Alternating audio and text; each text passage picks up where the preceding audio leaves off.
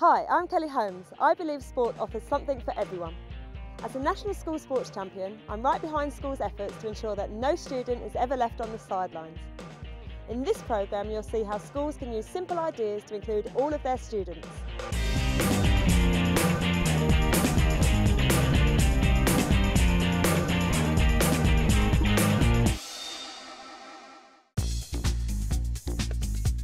This is a training session at Beacon Hill Special School in Ipswich.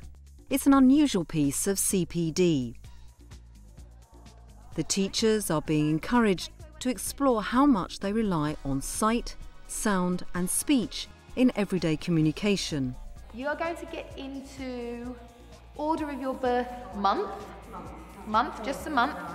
And for those of you that can see, we'll have January at that end, through to December at that end. Right, you're all right, you stay where you are. Stay here. Margaret and Jill, you're not allowed to speak.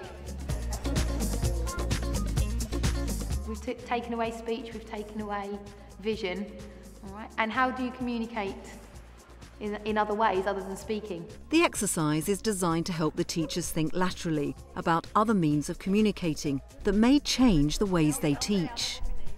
Okay, take your blindfolds off. How was that? Beacon Hill has around 150 students, mostly of secondary age. They have a variety of special needs, including Down syndrome and autism. And for many of them, communication and basic motor skills don't come easy.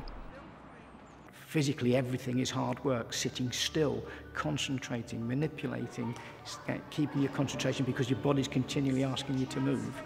These are all things that distract you away from learning. The National Curriculum Inclusion Policy requires that the needs of all students be met, whether in a mainstream or a special school. When it comes to physical education, that can appear to be a tall order if the focus is on what students can't do. But thinking about what students can do and enabling them to achieve even more helps address the issues. Over the years, Beacon Hill has developed a range of strategies that help its students overcome barriers to learning, whilst catering for their diverse needs.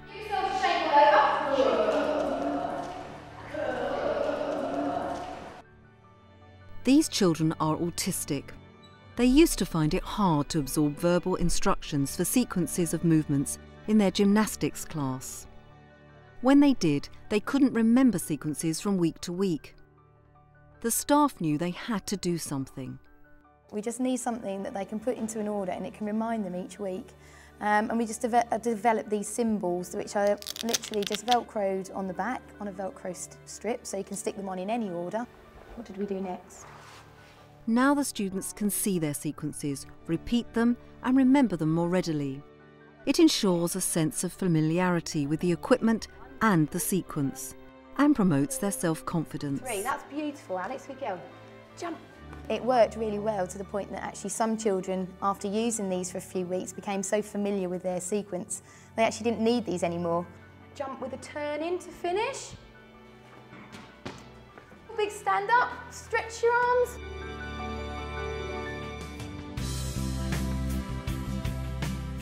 Beacon Hill also helps children learn to visualise their body's performance. In the Blindfold Adventure Challenge, students take it in turns to negotiate an obstacle course.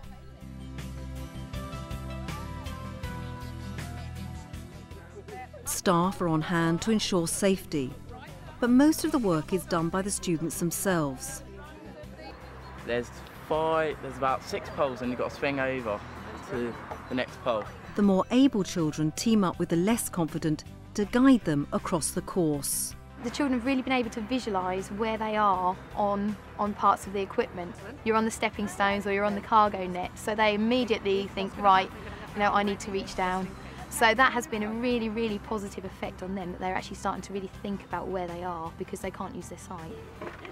Take your time, Lee. Nice and steady. Students of differing abilities work together elsewhere in the school too. Differentiation in the form of a buddy system is another strategy that's worked well at Beacon Hill. Sports leaders, put your hands up a minute, please. Right, you are the ones who are going to lead it. You demonstrate. While you demonstrate, will you please tell them all about the safety of the thing? In this session, lower attaining students are developing their motor skills and strength, while the young leaders, who are their buddies, develop transferable skills such as organisation and communication. This approach is also designed to boost self-esteem and promote empathy. I keep encouraging him. That's it. You must always keep encouraging. If they're having trouble, you've got to keep encouraging. So helping each other. That's something is a big ethos in the school, that everybody has a need. And if you see another child with a different need, see how you can help them. And we do try and get all children to appreciate that.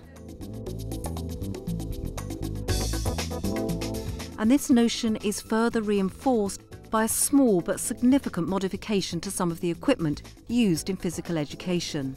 Go! The school uses colour to foster team spirit among the students. And colour has a very practical application too.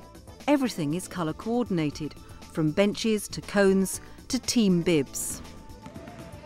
When you're in red team or yellow team, a moment's glance will instantly tell you where you're supposed to be, who you're supposed to be with, and what equipment you're supposed to be using.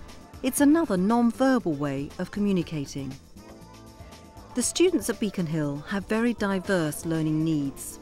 They require that the staff think carefully about each student's physical capability and learning and communication style. But the simple strategies used at the school are succeeding. Their students are working together, communicating and progressing in their physical skills. Much of the journey here is about making people feel just ordinary when they walk out the school gate, right? And some kids actually get to feel extraordinary.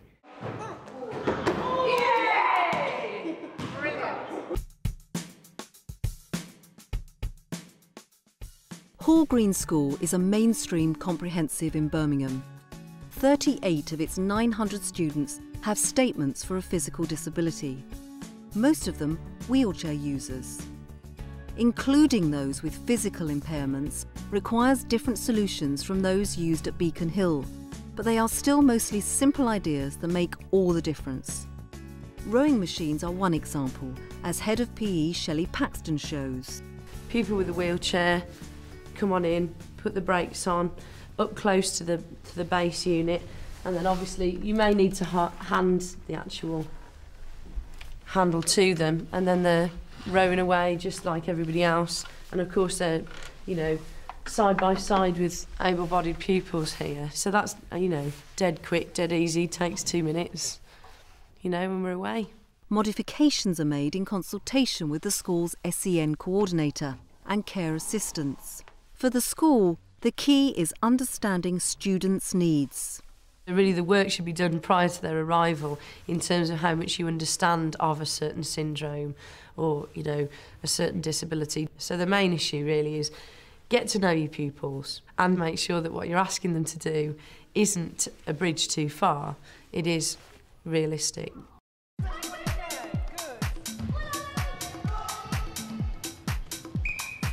But Hall Green takes inclusion one step further. This is wheelchair basketball. It's fast, competitive, and has Paralympic status.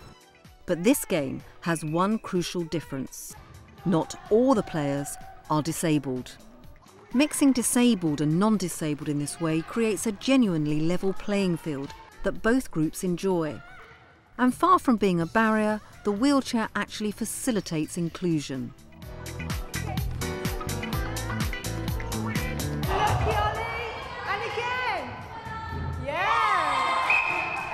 It's just a tool for playing the game. It's like using a racket to play tennis with.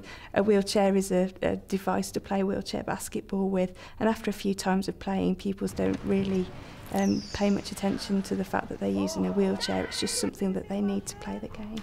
Inclusion is just part of everyday life for us. It's not something amazing or different or anything else. It's just what we expect and what happens, and every teacher includes in the lesson. We just have a curriculum that's for everybody, and some pupils happen to be in wheelchairs and some pupils happen to be walking around, some pupils happen to have learning difficulties, but they're just in the curriculum the same way as anybody else is. And it's a view endorsed by Oliver. The school is very good, to be honest with you. There are systems in place to help us. At Southfields Community College in southwest London, inclusion is also part of everyday life. Some students are from refugee families and the school is cosmopolitan, with over 71 languages spoken and many cultures to respect. Yet students with no background in traditional games like hockey, cricket or netball still have plenty to challenge them in physical education. The school's climbing wall, for instance, has proved to be a great tool for inclusive teaching. What we've tried to do as much as possible is to provide a curriculum that gives these students opportunities to try new activities which really do suit their needs. We're very fortunate to have a rock climbing wall at the school. The climbing has been very successful. They have the ability to learn something totally new, and a lot of students that may not be the games players or the strong swimmers or the strong gymnasts are very good at climbing, and it's quite good for a lot of these students because they're shooting up the wall very, very quickly, and a lot of our top sportsmen are halfway up and struggling. So that's been a real eye-opener for a lot of our girls in particular, because they are very, very well suited towards climbing.